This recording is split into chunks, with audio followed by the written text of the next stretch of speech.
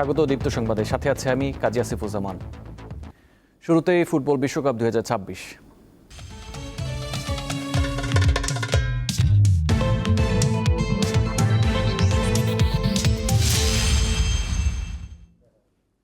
দারুণ এক ফুটবল রোমাঞ্চ ছড়ানো ম্যাচে কেপ ভার্দেকে 3-2 গোলে হারিয়ে বিশ্বকাপের শেষ 16-এ উঠেছে আর্জেন্টিনা। নির্ধারিত সময়ের পর অতিরিক্ত সময়ে ম্যাচ গড়ালে শেষ দিকে প্রতিপক্ষের আত্মঘাতী গোলে জয় নিশ্চিত করে বর্তমান চ্যাম্পিয়নরা। রাউন্ড অফ 16-এ আর্জেন্টিনার প্রতিপক্ষ মিশর।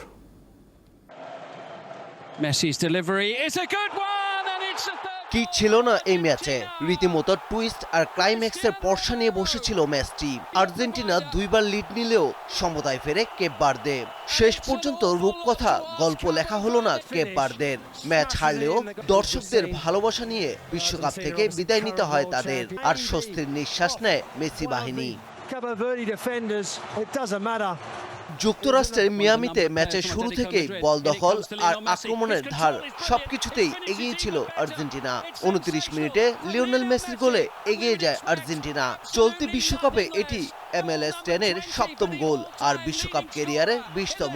এ নিয়ে বিশ্বকাপে টানা 8ম ম্যাচে গোল করা কীর্তি গড়লেন আর্জেন্টাইন অধিনায়ক। বিরতির পর আক্রমণে সাহসী হয়ে ওঠে কেপ ভার্দে। 59 মিনিটে লারুস দুয়ার্তের দুর্দান্ত গোলে সমতায় ফিরে দেশটি।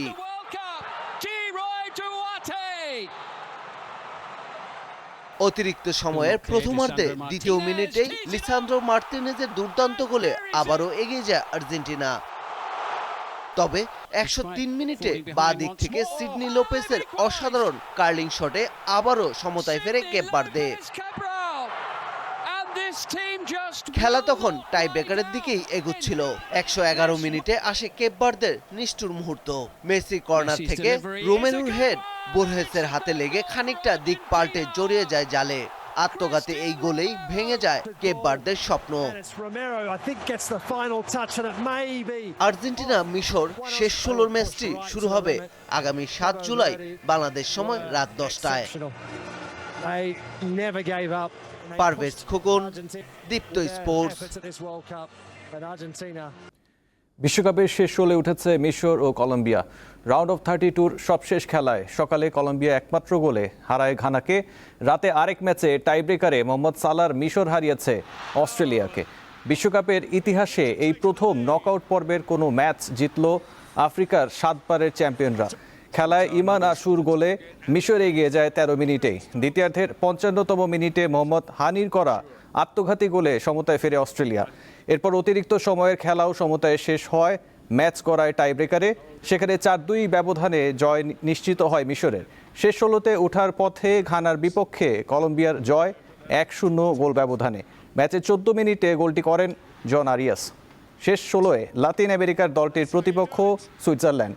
আগামী মঙ্গলবার বাংলাদেশ সময় রাত 2টায় শুরু হবে শেষ 16-র এই ম্যাচ।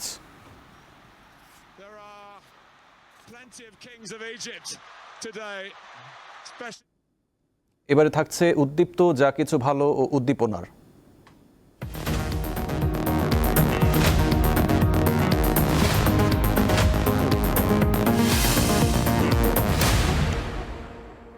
মাদারীপুরের একটি গ্রামের সড়কে প্রবাসীদের উদ্যোগে বসানো হয়েছে ল্যাম্পপোস্ট, যা পুরো গ্রামকে আলোকিত করার পাশাপাশি ভূমিকা রাখছে অপরাধ নিয়ন্ত্রণে। এতে কমে এসেছে চুরি, ডাকাতি, ছিনতাই ও মাদকসহ বিভিন্ন অপরাধ কর্মকাণ্ড। গ্রামের নাম দক্ষিণ বাঁশকান্দি। গ্রামটিতে রয়েছে বাঁশঝাড়, বাগান ও জঙ্গল। এটি মাদারীপুরের শিবচর উপজেলার প্রত্যন্ত একটি গ্রাম। দিনের বেলাতেও গ্রামের বেশিরভাগ এলাকা অন্ধকার থাকে। সন্ধ্যার পর অবস্থা আরো ভয়ানক হয়ে ওঠে। বাড়িঘরে আলোর ব্যবস্থা থাকলেও সড়কের অবস্থা ছিল ভয়াবহ। এতে ওই এলাকায় বেড়ে যায় চুরি, ডাকাতি, ছিনতাই ও মাদকের মতো অপরাধ। এই অবস্থা পরিবর্তনের উদ্যোগ নেয় স্থানীয় প্রবাসীরা। তাদের অর্থায়নে সড়কে স্থাপন করা হয়েছে 140টি সৌর ল্যাম্পপোস্ট। চুরি, ছিনতাই এবং মাদকের তারা অনেক ঘোরাফেরা করতো। চুরি ডাকাতি হতো, তারপরে অ্যাক্সিডেন্ট হতো। 6 নং ওয়ার্ডের ঝুঁকিপূর্ণ স্থান, সে জায়গায় আমরা লাইটগুলা লাগানোর চিন্তা ভাবনা আছে। যুব সমাজের পক্ষ থেকে এই ল্যাম্প পোস্টগুলি আনা হয়েছে। আমরা বিভিন্ন স্থানে এগুলি আমরা দিব। মোড়ে মোড়ে এই ল্যাম্পপোস্ট স্থাপন করে আমাদের ওয়ার্ডের অনেক উন্নতি হবে, উপকার হবে। এমন উদ্যোগকে স্বাগত জানিয়ে সহযোগিতার আশ্বাস দিয়েছেন উপজেলার নির্বাহী কর্মকর্তা। প্রত্যেক গ্রামের যারা আছে সবাই মিলে যদি এভাবে এগিয়ে আসে তাহলে আমরা শিবচরকে মাদক মুক্ত করতে পারবো এবং একটি শিবচরকে সুন্দর একটি উপজেলা হিসেবে গড়ে তুলতে পারবো। অপরাধ নিয়ন্ত্রণে ভবিষ্যতে পুরো ইউনিয়নে সিসিটিভি ক্যামেরা স্থাপন ও পাহারাদার নিয়োগের পরিকল্পনার কথা জানান এলাকার প্রবাসীরা। কামরুন নাহার, দীপ্ত, বার্তাকক্ষ। নানা কারণে পায়রা বন্দরের গভীরতা কমে আসছে। 10.5 মিটার গভীরতার চ্যানেলটি এখন মাত্র 6 মিটার রয়েছে। এতে হ্রাস পাচ্ছে বিদেশি জাহাজের আগমন। তাই দ্রুত ড্রেজিং ও সুষ্ঠু ব্যবস্থাপনার মাধ্যমে নাব্য রক্ষার তাগিদ দিয়েছেন সংশ্লিষ্টরা। সরাসরি পায়রা বন্দরের এই টার্মিনালে 10.5 মিটার গভীরতার দেশি বিদেশি মাদার ভেসেল ভিড়ানোর লক্ষ্যে রামনাবাদ চ্যানেলের 75 কিলোমিটার এলাকায় ক্যাপিটাল ড্রেজিং করে বন্দর কর্তৃপক্ষ। তবে 2023 সালে ক্যাপিটাল ড্রেজিং শেষ হওয়ার পর মেইনটেনেন্স ড্রেজিং না হয় রামনাবাদ চ্যানেলে নাব্যতা সংকট দেখা দেয়। ক্যাপিটাল ড্রেজিংয়ের সাথেই কিন্তু আপনার মেইনটেনেন্স ড্রেজিংটা যুক্ত থাকা দরকার ছিল, কিন্তু মেইনটেনেন্স ড্রেজিংটা যেহেতু আর অ্যাপ্রুভাল ছিল না, সো হঠাৎ করে আমার গভীর চ্যানেলটা কোনো ধরনের ড্রেজিং করা বন্ধ হয়ে গেল। তো তাতে করে কি আমার আপার স্ট্রিপ থেকে যেই পলিগুলো আসতো এবং জাহাজ মুভমেন্টের কারণে ধরেন কিছু চলে যেত, কিন্তু তারপরেও আস্তে আস্তে আপনার সেডিমেন্টেশনগুলো জমা হতে থাকলো। তো সোজা বাংলায় যদি আমি জিনিসটা বলি, ওইটা তো খনন করে যেই মাটিটা যেটা ছিল, সে থকথকে ভারী মাটি যেটা ছিল, ওইটাকে রিমুভ করা হয়েছে। এর উপরে এখন আপস্ট্রিম থেকে পলিগুলো এসে জমা হয়েছে। এই পলিগুলো কি নরম পলি। সো এখন যেটা আমাদের আসলে দরকার ছিল সেটা হচ্ছে যে এই পলিগুলোকে সরায় দেওয়া। মেইনটেনেন্স ড্রেজিং এবং 2টি হপার ড্রেজার ক্রয়ের লক্ষ্যে 4,500 কোটি টাকার একটি প্রকল্প টেকনিকে অনুমোদনের অপেক্ষায় রয়েছে। এ প্রকল্পটি বাস্তবায়ন হলে বন্দর থেকে সরকার বছরে আয় করতে পারবে প্রায় 2,000 কোটি টাকা। 2025-26 অর্থ বছরে এখন পর্যন্ত 29টি বাণিজ্যিক জাহাজ পায়রা বন্দরে প্রবেশ করে। পায়রা বন্দর শুরু থেকে এখন পর্যন্ত প্রায় কাস্টম এবং বন্দর কর্তৃপক্ষ মিলে প্রায় 2600 কোটি টাকা আয় করতে সক্ষম হয়। এর মধ্যে বন্দরের প্রায় 950 কোটি টাকা রাজস্ব আয় হয়। পূর্ণ সক্ষমতায় পায়রা বন্দরের অপারেশনাল কার্যক্রম শুরু হলে বদলে যাবে দক্ষিণাঞ্চলের অর্থনৈতিক চিত্র। পটুয়াখালীর পায়রা বন্দর থেকে মোহাম্মদ ইমরান, দীপ্ত টিভি। ছায়ানটের প্রতিষ্ঠাতা সভাপতি কবি সুফিয়া কামালের স্মরণ ও বর্ষা বন্দনায় আয়োজিত হলো মনোজ্ঞ বর্ষা উৎসব। শুক্রবার রাজধানীর ছায়ানট মিলনায়তনে এই আয়োজনে ছিল বর্ষার রাগাশ্রয়ী গান, একক ও দলীয় সঙ্গীত, নৃত্য এবং কবিতা আবৃত্তি।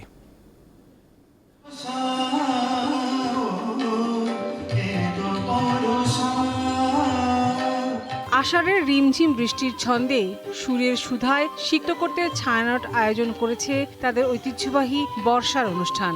এবারের আয়োজন উৎসর্গ করা হয়েছে সংগঠনের প্রতিষ্ঠাতা সভাপতি কবি সুফিয়া কামালের স্মৃতির উদ্দেশ্যে।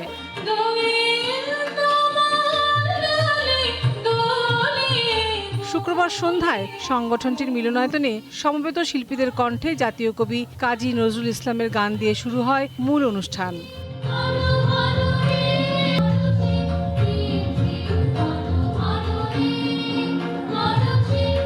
এরপর একে একে পরিবেশিত হয় রবীন্দ্রনাথ ঠাকুর ও কাজী নজরুল ইসলামের একক ও দলীয় সঙ্গীত। বর্ষার বন্দনায় গাওয়া প্রতিটি গানের সঙ্গে নৃত্য এই আয়োজনে যোগ করে ভিন্ন মাত্রা।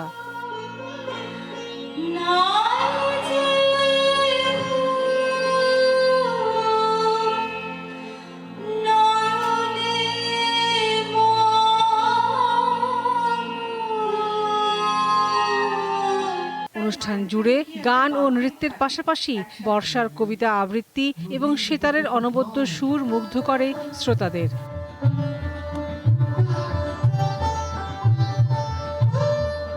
লাবণী গুহ, দীপ্ত সংবাদ, ঢাকা। কর্মক্ষেত্রে অনেককে দীর্ঘ সময় চেয়ারে বসে থাকতে হয়। এতে ওজন বৃদ্ধি, হৃদরোগ ও টাইপ 2 ডায়াবেটিসের ঝুঁকি বাড়তে পারে। গবেষণা বলছে প্রতি ঘন্টায় 5 মিনিট কর্মবিরতি দিয়ে হাঁটাহাঁটি করলে রোগের ঝুঁকি কমার পাশাপাশি কাজে গতি আসে। কর্মক্ষেত্র মানেই কাজের চাপ, আর কাজের চাপের কারণে আমাদের অফিস জীবনে অনেকটা সময় বসে থাকতে হয়, যেটা স্বাস্থ্যের জন্য ক্ষতিকর। আর এই বসে থাকার কারণে কিন্তু হৃদরোগ, ডায়াবেটিস সহ নানা রোগে আক্রান্ত হয় মানুষ। কিন্তু এ থেকে মুক্তির উপায় রয়েছে। ব্রিটিশ জার্নাল অফ স্পোর্টস মেডিসিনের নতুন এক গবেষণায় দেখা গেছে প্রতি ঘন্টায় মাত্র 5 মিনিটের কর্মবিরতি কিংবা চেয়ার থেকে উঠে হাঁটাকে আপনাকে এই ঝুঁকি থেকে রক্ষা করতে পারে। আর এই 5 মিনিটের কর্মবিরতিকে নাম দেওয়া হয়েছে মুভমেন্ট স্ন্যাক্স। এই গবেষণা দলের প্রধান গবেষক কিথ ডিয়াজের পরামর্শ হলো কম নড়াচড়া করো এবং বেশি হাঁটো, অর্থাৎ প্রতি ঘন্টায় মাত্র 5 মিনিট হাঁটা কিংবা বিরতি নেওয়া শরীর ও মন সুস্থ রাখতে যথেষ্ট। কলাম্বিয়া বিশ্ববিদ্যালয়ের করা এই গবেষণায় 11,000 মার্কিন কর্মীকে নিয়ে করা হয়েছিল, যেখানে তারা 8 থেকে 9 ঘন্টার শিফটে কাজ করতেন। তাদের কাউকে কাউকে বলা হয়েছিল 30 মিনিটে 5 মিনিট বিরতি নিতে, কাউকে বলা হয়েছিল 2 ঘন্টার মধ্যে 5 মিনিট বিরতি নিতে, অথবা কাউকে বলা হয়েছিল 1 ঘন্টার মধ্যে 5 মিনিট বিরতি নিতে। সেখানে দেখা গেছে যারা প্রতি ঘন্টায় 5 মিনিট বিরতি নিয়েছেন তাদের মধ্যে কাজের উৎপাদনশীলতা বেশি, তাদের কাজের গতি বেশি এবং তাদের মন মেজাজ ভালোই সুস্থ থাকে। হাঁটা কিন্তু একটি কম খরচের ভালো অভ্যাস। আপনি কিন্তু কাজের পাশাপাশি ফোন কল কিংবা ভিডিও কলের মধ্যেই হেঁটে নিতে পারেন। এমনকি ব্রিটিশ হার্ট ফাউন্ডেশনও এই গবেষণাকে স্বাগত জানিয়েছেন। কাজের চাপের কারণে কিন্তু আমরা প্রায়শই ভুলে যাই যে আমরা কতক্ষণ ধরে চেয়ারে বসে রয়েছি, অর্থাৎ দীর্ঘ সময় ধরে বসে রয়েছি। তাই আপনি চাইলেই আপনার মোবাইলে একটি অ্যালার্ম অথবা টাইমার দিয়ে রাখতে পারেন যে আপনাকে প্রতি ঘন্টায় হাঁটার জন্য, অর্থাৎ মনে করে দিবে মুভমেন্ট স্ন্যাক্সের কথা। যুক্তরাষ্ট্র থেকে নিজ দেশে মাথা উঁচু করে ফিরেছে ইরানের খেলোয়াড়রা। প্রথমবারের মতো বিশ্বকাপের নকআউট পর্বে ওঠার স্বপ্ন দেখেছিল দলটি, অথচ শেষ পর্যন্ত যেন পুরো মহাবিশ্বই তাদের বিপক্ষে দাঁড়িয়ে গেল। ষড়যন্ত্র হলো, তবে তা স্বপ্ন পূরণের নয়, স্বপ্ন ভঙ্গের। যদি তুমি কোনো কিছু পুরো হৃদয় দিয়ে চাও, সমগ্র মহাবিশ্ব তা দেওয়ার জন্য ষড়যন্ত্র করে। ব্রাজিলিয়ান কথা সাহিত্যিক পাওলো কোয়েলহোর দ্য আলকেমিস্ট বইয়ের বিখ্যাত এই উক্তিটি কিন্তু ইরানের ক্ষেত্রে কার্যকর হয়নি। তারাও চেয়েছিল নকআউটের চৌকাঠ ছুঁতে। গোটা মহাবিশ্ব ষড়যন্ত্রে লিপ্ত হলো বটে, কিন্তু তা গেল বিপক্ষে। আগামী 50 বছর বিশ্বকাপ ফুটবলের আয়োজক হতে পারবে না যুক্তরাষ্ট্র। শুধু ইরান নয়, অন্য সব দলও হতাশ হয়েছে। ম্যাচের আগে পরে তারা খেলোয়াড়দের সঠিক সুযোগ সুবিধা দিতে নিজেদের অক্ষমতা প্রকাশ করেছে। রাজনৈতিক ও ভিসাজনিত জটিলতার কারণে যুক্তরাষ্ট্রে খেলতে গিয়ে অতিরিক্ত ভোগান্তির মধ্যে পড়তে হয়েছে ইরানকে। বিমান যাত্রার ধকল, অনুশীলনের সীমাবদ্ধতা এবং মানসিক চাপ সব মিলিয়ে কঠিন পরিস্থিতির মধ্যেই তারা প্রতিদ্বন্দ্বিতা করেছে। আমরাই একমাত্র জাতীয় দল যারা কোনো হার ছাড়াই বাদ পড়েছি, এবং এটি যুক্তরাষ্ট্র সরকারের চালানো অন্তর্ঘাতের কারণে হয়েছে। ইরান নকআউট পর্বে উঠতে না পারলেও এই বিশ্বকাপ মিশন পুরোপুরি ব্যর্থ বলা কঠিন। প্রতিকূলতার মাঝেও অপরাজিত থেকে টুর্নামেন্ট শেষ করা তাদের জন্য বড় অর্জন হিসেবে দেখছেন অনেকে। আয়োজক কমিটি আমাদের জাতীয় দলের সাথে ন্যায্য আচরণ করেনি। ম্যাচের ভেন্যুগুলোতে আসা যাওয়ার ব্যাপারে তারা অবিবেচকের মতো আচরণ করেছে। এটি খেলোয়াড়দের মনোবলকে প্রভাবিত করেছে। গ্রুপ পর্বে শেষ ম্যাচে মিশরকে হারাতে পারলে শেষ 32-এ পৌঁছে যেত ইরান, কিন্তু তাদের স্বপ্নে বাদ সাধে ডিআর প্রযুক্তি। গোল বাতিল হওয়ায় ম্যাচ হলো ড্র। বিশ্ব আসরে ইরানের যাত্রা তাই ব্যর্থ নয় কোনোভাবেই। যুক্তরাষ্ট্রের মাটি থেকে অপরাজিত হয়ে মাথা উঁচু করে দেশে ফিরেছেন ইরানের ফুটবলাররা। মোহাম্মদ হাসিব, দীপ্ত স্পোর্টস। এই ছিল এখনকার মতো। পরবর্তী সংবাদ 12টায় দেখার আমন্ত্রণ রইল। এছাড়াও তথ্য বিনোদনের খবর পেতে চোখ রাখুন দীপ্ত টিভির ডিজিটাল প্ল্যাটফর্মগুলোতে। ধন্যবাদ।